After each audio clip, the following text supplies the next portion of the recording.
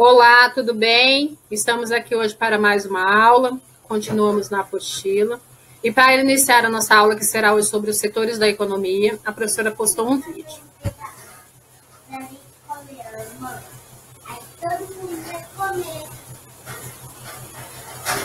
Fala pessoal, tudo bom? Sejam bem-vindos a mais uma aula de Geografia do canal Quadro Livre.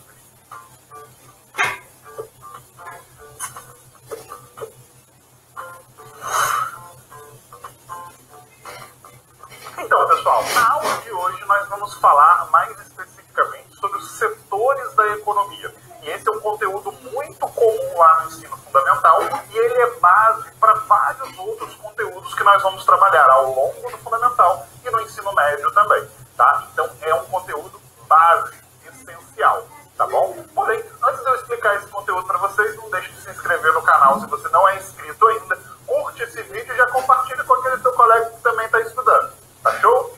Beleza, vamos lá. O que acontece, pessoal? Quando nós falamos dos setores da economia, basicamente nós vamos entender os seguintes setores. Eu tenho 3 setores básicos e essenciais. Ah, mas Rafael, existem os outros 2? Existem, mas muitas vezes nós vamos trabalhá-los como um desmembramento do terceiro setor, né, que é o setor terciário. Tá ok? Não é bom falar terceiro setor, porque terceiro setor é outra coisa. Mas então, isso aqui seria um desmembramento do setor terciário. Tudo bem? Beleza. Vamos começar então lá no início, no primário. Rafael, o setor primário ele é basicamente composto pela agricultura, pela pecuária e pelo extrativismo. A agricultura, a produção, a plantação de determinados gêneros agrícolas, como o café, a soja, entre N outros, certo? As frutas. A pecuária, que é a criação de animais, pode ser aí cultura bovina, né, de ave, suína, caprina, certo? Então eu tenho uma criação de determinados animais.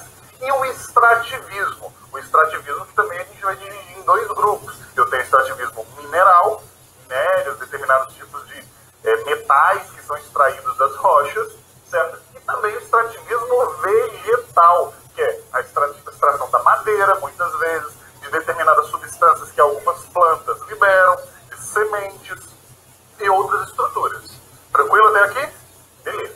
O setor primário, obviamente que ele é essencial. E por muito tempo ele era o mais importante. Antigamente, a terra era o principal meio de produção. Então, essas atividades aqui eram as mais importantes. Tranquilo. Com o passar do tempo, a evolução humana, né, começa a surgir, né, o comércio. Quando surge a indústria, nós vamos falar de setor secundário. O setor secundário é nada mais, nada menos aquele setor que pega a matéria-prima, imprime trabalho, ou seja, faz alguma modificação naquilo ali para gerar um novo produto. Então vamos pensar, o setor primário é aquele que produz e gera matéria-prima. Setor secundário é o setor de transformação, ou seja, ele pega aquilo que é a matéria-prima, tá, e transforma em um produto industrializado. Muitas vezes produtos, né, com uma condição diferenciada.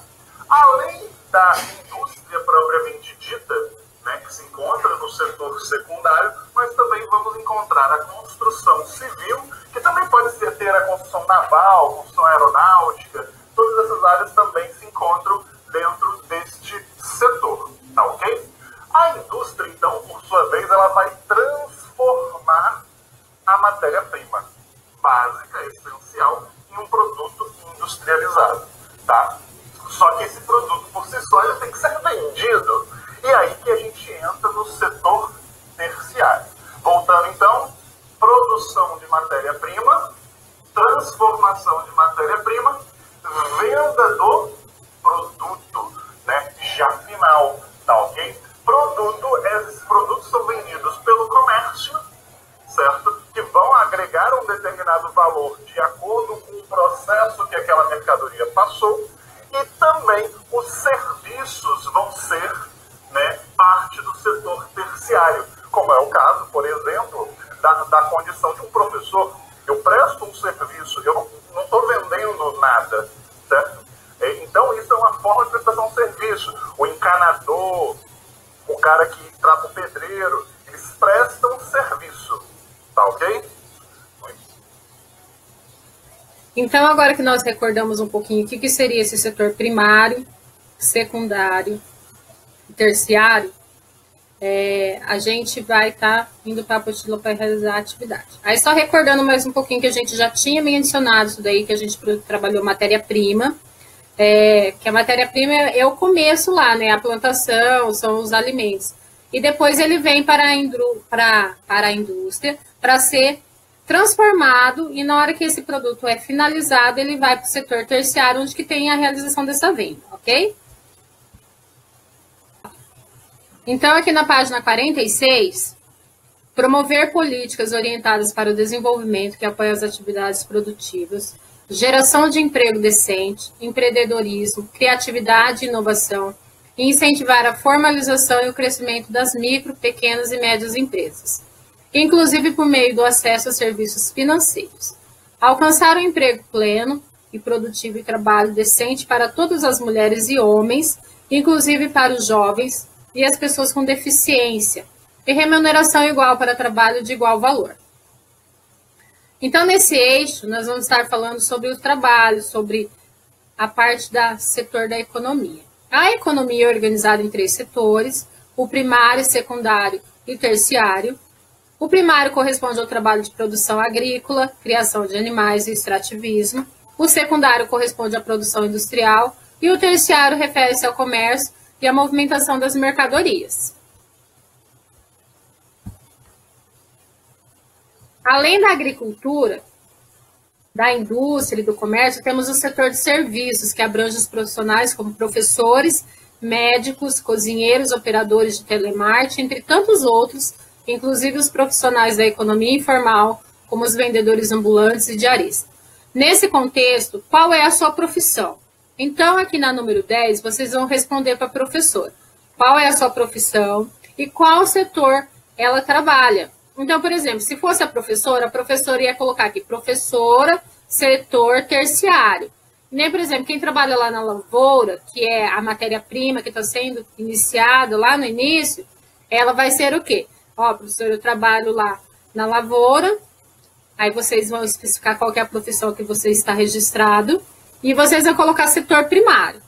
Se eu trabalho na indústria, então eu vou colocar lá que eu sou mecânico em tal local. Aí eu vou colocar setor secundário, ok? Então eu vou colocar a minha profissão e qual é o setor que essa profissão está direcionada. Depois, na número 11, ela é uma pergunta particular. Pretende mudar de profissão com a expansão dos seus estudos?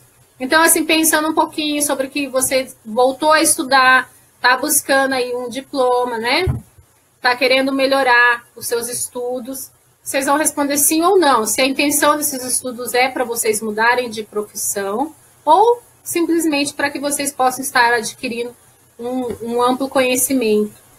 Depois, nós vamos falar um pouquinho sobre o eixo de saúde e bem-estar. Assegurar uma vida saudável e promover bem-estar para todos, em todas as idades, exige uma postura de comprometimento dos governos e a participação da população. Algumas ações são essenciais, como apoiar a pesquisa e o desenvolvimento de vacinas e medicamentos para as doenças transmissíveis e não transmissíveis, que afetam principalmente os países em desenvolvimento. Proporcionar o acesso a medicamentos e vacinas essenciais a todos. Atingir a cobertura universal de saúde, incluindo a proteção do risco financeiro, o acesso a serviços de saúde essenciais de qualidade, e o acesso a medicamentos e vacinas essenciais seguros, eficazes, de qualidade e a preços acessíveis para todos. Então, baseado nisso daqui que a professora leu, a número 12, nós temos aqui um gráfico. E nesse gráfico aqui, diz assim, a maioria da população ainda acessa os medicamentos nas farmácias do bairro, que não é fácil devido ao constante aumento dos preços. Observe o gráfico abaixo, que trata do aumento de 3 medicamentos ao longo de um ano. Então, aqui eu observo que eu tenho 3 medicamentos. O azul, representado aqui nos retângulos, é a dipirona. O laranjado é o ibuprofeno. E o cinza é o paracetamol. São 3 medicamentos que a gente conhece muito bem, que eu tenho certeza que você tem na sua casa ou que você já ouviu falar. Então, eles fizeram aqui um gráfico de janeiro até outubro, representando os valores desses remédios. Quem subiu, quem que diminuiu o valor. Então, baseado aí nesse gráfico, diz assim: todos os medicamentos sofreram acréscimo em seus valores. Observe a substância dipirona. Em janeiro, ela custava nas farmácias R$ 2,50 a cartela. Qual o valor do mesmo produto em outubro? Então, aqui nessa letra A, eu vou voltar aqui no meu gráfico e vou olhar. Então, a dipirona é o meu azul, correto? Olhando no meu gráfico, como ele disse ali na minha pergunta, no início do ano, em janeiro, ela custava R$ 2,50. Tanto que o meu gráfico está aqui, ó, entre 2 e 3. Ou se você colocar a régua, dá para observar que o meu gráfico não está nem no 3 nem no 2, tá? A minha coluna aqui. E em outubro, ela chegou a que valor? Então, eu vou olhar aqui a linha em que a minha coluna está atingindo. Qual foi o valor desse valor em... Qual o valor da dipirona em outubro? Vocês vão colocar o valor aqui na letra A para mim. Depois, na letra B, observando o gráfico, qual substância tem valor maior? Qual é a mais cara? Aí eu volto novamente no meu gráfico e observo. Eu observando aqui, eu vou notar que tem umas colunas que estão mais altas do que as outras. E aí eu vou escrever lá na letra B qual é o produto que está mais caro na minha tabela. Será que é a dipirona que está em azul? Será que é o ibuprofeno que está em laranja? Ou será que é o paracetamol que está em cinza? Então, vocês vão observar aqui as minhas colunas, vão ver qual é que está mais alto e vão colocar o nome da medicação aqui na letra B para mim. Depois, na letra C, qual é a substância com menor valor ou mais barata? Então, aí eu volto no meu gráfico novamente e vou observar. Qual será que está aqui com as colunas que estão mais baixas? É a dipirona? É o ibuprofeno? É o paracetamol? Vou verificar qual é a substância que a coluna não está nem alta, não está mais alta que todas. E vou colocar o nome da substância do remedinho aqui na letra C, ok? Por último, a letra D. As 3 substâncias reagem contra os mesmos sintomas. Você sabe dizer para que usamos a dipirona, o ibuprofeno e o paracetamol? Eu quero ver quem vai conseguir responder aqui. Então, a letra D fala assim: as 3 substâncias reagem contra os mesmos sintomas. Quer dizer, para que eu tomo essa medicação? Em que momento eu utilizo esses remédios? Então, aí vocês vão descrever aqui para mim para que a gente utiliza dipirona, ibuprofeno e paracetamol. Os 3 têm a mesma função. Então, é só vocês escreverem aqui na letra D e assim a gente finaliza a nossa apostila. Agora, a gente vai fazer um registro no caderno. Lá no caderno, nós vamos fazer o registro escrevendo. Eu primeiro vou ler a lenda do Irapuru, para a gente poder realizar o nosso registro no caderno.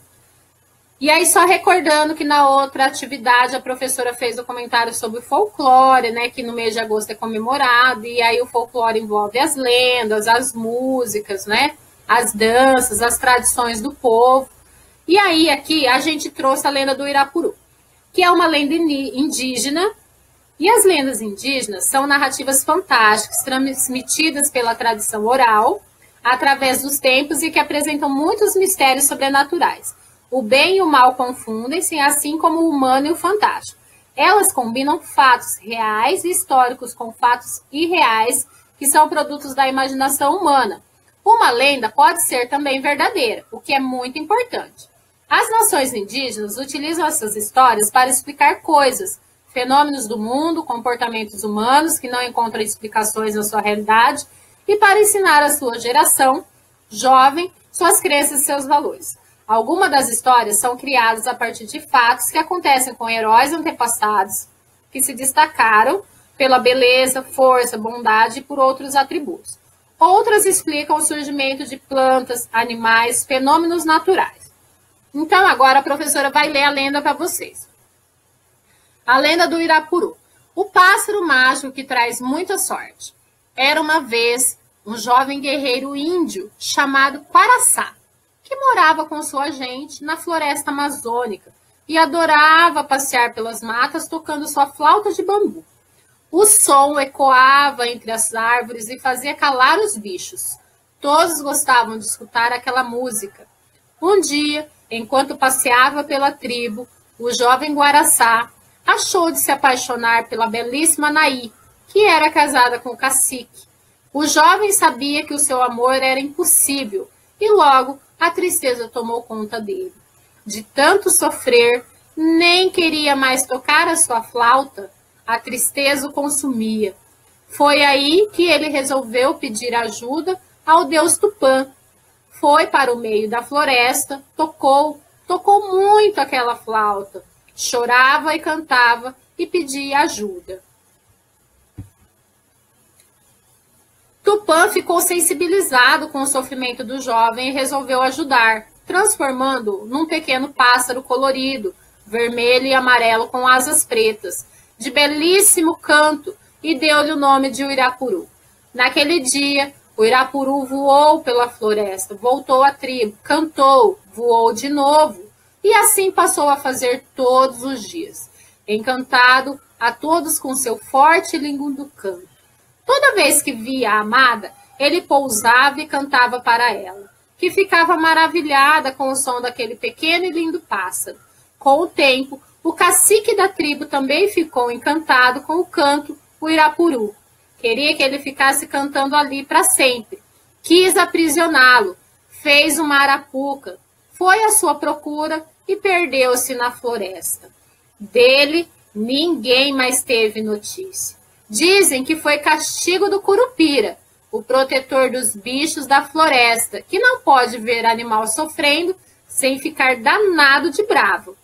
A bela Naí ficou sozinha, mas nem teve tempo para tristeza, porque o Irapuru chegava ali todos os dias com aquele canto lindo para consolar a amada. Mais que isso, ele soltava aquele canto triste, porque acreditava que assim ela poderia descobrir quem ele era e isso quebraria o encanto. Mas o que se sabe é que ele continua cantando nas matas até hoje. Diz ainda a lenda que o Irapuru é um pássaro mágico que traz muita sorte. Acredita-se que quem conseguir vê-lo cantando é só fazer um pedido que o pássaro realiza. Pelo sim, pelo não, é melhor ficar em silêncio para ele soltar o seu maravilhoso canto e fazer o pedido, é claro. Então, agora que nós escutamos a lenda, certo? Eu creio que alguns já conheçam, já ouviu contar a história desse pássaro. Eu quero que vocês registrem no caderno para a professora. Coloquem lá, português. E aí vocês vão colocar número 1 e vão responder. Quais são os personagens dessa lenda? Então, quem apareceu ali durante a narração da história? Vocês vão falar para mim quem é que estavam ali nesse texto. Número 2. Qual outro personagem do folclore aparece na história?